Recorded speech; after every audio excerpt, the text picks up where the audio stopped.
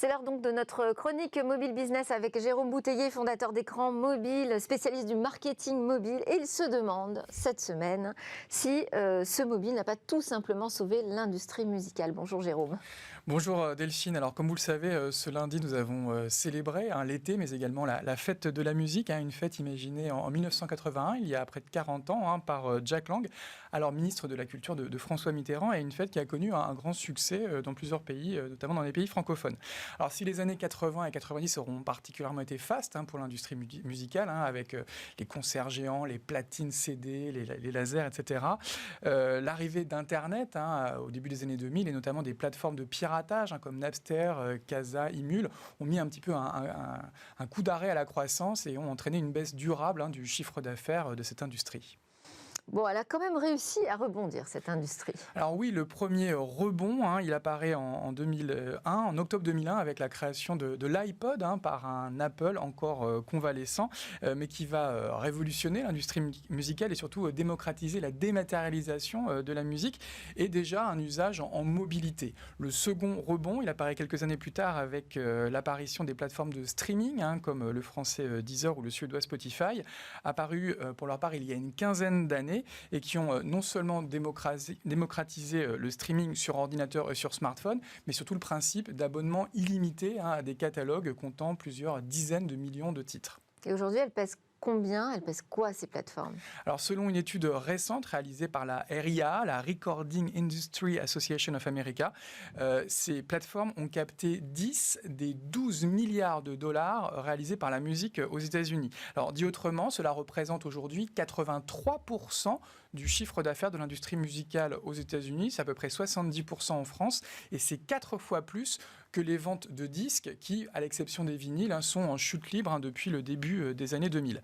Alors, si les GAFA sont très présents avec des plateformes comme Apple Music, YouTube Music ou Amazon Music, le champion, c'est Spotify, ce groupe suédois, qui à lui tout seul revendique plus de 150 millions d'abonnés sur les 341 millions d'abonnés à des applications musicales identifiées dans le monde. Un Européen. Un usage donc, qui se fait principalement sur le mobile aujourd'hui. Alors oui, historiquement, ces plateformes de streaming fonctionnaient sur ordinateur via le navigateur et il fallait streamer, c'est-à-dire lire depuis leur serveur un fichier musical. Mais il ne faut pas s'y tromper, aujourd'hui l'essentiel de la consommation se fait sur mobile, principalement d'ailleurs en mode déconnecté, où on va lire localement la musique sur son smartphone. Selon une étude réalisée il y a quelque temps par Médiamétrie en France, aujourd'hui la majorité de la consommation musicale se fait depuis un mobile, depuis un smartphone. Environ 25 millions de Français écoutent de la musique chaque mois.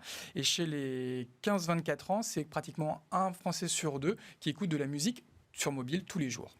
Et donc, conclusion, pour vous, le mobile aurait sauvé cette industrie musicale? Alors oui, effectivement, si les Français ont écouté, peut-être même joué de la musique pour la fête de la musique ce 21 juin, il y a de fortes chances pour qu'ils optent pour un smartphone les 364 autres jours de l'année. Et d'ailleurs, le mobile a redynamisé cette industrie. Selon les estimations de la banque d'affaires Goldman Sachs, l'industrie musicale pourrait même doubler de taille d'ici 2030 et passer d'environ 70 milliards de dollars aujourd'hui à 126 milliards de dollars à l'horizon 2030. Et les plateformes de streaming pourraient elles-mêmes quadrupler de taille pour avoir environ 1,2 milliard d'abonnés à l'horizon 2030. Alors effectivement, 40 ans après l'invention du Walkman par Sony, 20 ans après l'invention de l'iPod par Apple, on peut dire aujourd'hui que le mobile a non seulement révolutionné, mais sans doute sauvé l'industrie musicale. Voilà, une belle revanche du numérique. On passe à l'autre actu du secteur dans le mobile, c'est la super app Live qui lance son offre publicitaire.